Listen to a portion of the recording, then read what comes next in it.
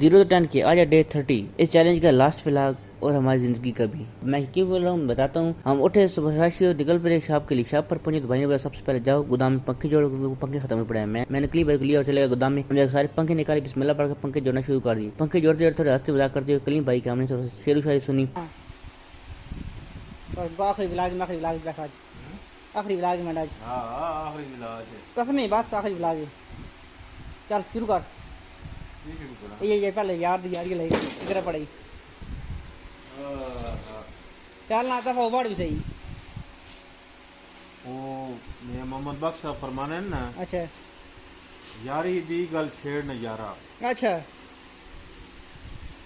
यारी दी गल छेड़ न यारा आज दे यार लुटेरे।